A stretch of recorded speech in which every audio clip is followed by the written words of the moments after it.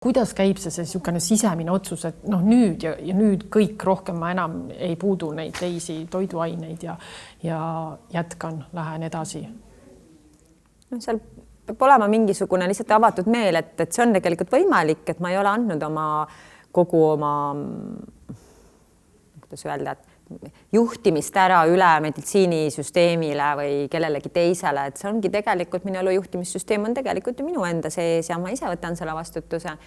ja et see on võimalik, et võib-olla selline lihtsalt nagu teadmine ja siis need edukogemused, et mul tegelikult ju need edukogemusi oli mitu elus varemgi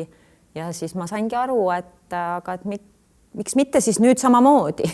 et lihtsalt tuleb nagu veel süsteemsemalt uurida, kuidas see käib, et ma nimetaks ennast nagu tervisehäkkeriks võib-olla selles mõttes, häkker on niisugune tänapäeval moodne sõna, et ma tõesti nagu üritan lahti häkkida, et kuidas see töötab, see on põnev ja see on nagu hasart tekib. Aga ahvatlused on ju nii ahvatlevad. Aga ausalt öeldes see enesetunde vahe on nii suur, sest et ikkagi mingi hetk ma tundsin ennast nii halvasti, et ma ju läksingi emosse, reaalselt peavalu enam ei läinudki ära, enesetunne oli nii halb. Sul lihtsalt oli nii halb olla ja siis, kui ma tegin oma need maksapuhastud ära ja sain aru, et ma olen lihtsalt 10 aastat nooremas elus tagasi,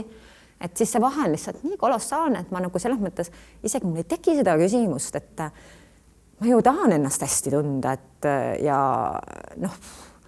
olla nendes sõltuvustes, need on kõik sõltuvust tekitavad ained, millest ma vabanesin, kaasa arvatud valge suhkur, eks ju, gluteen on väga-väga sõltuvust tekitav, kasein samamoodi, need juustud on tohutult sõltuvust tekitavad. Olla lihtsalt vaba sellest nagu, et mingi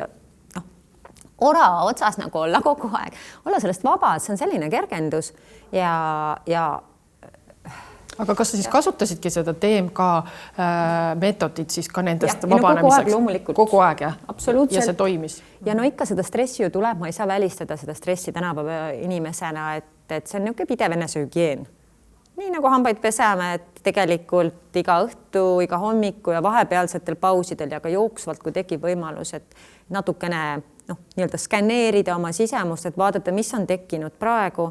Ma leian üles, hetkel mul on väikene ärevus siin sellest kaamerast, et ma leian üles, et mis mul hetkel on ja võtan siis selle momendi, et austada iseennast ja vaadata, et kas või lihtsalt ohkan välja, kui ma muud ei oska või lähen DMK koolitusele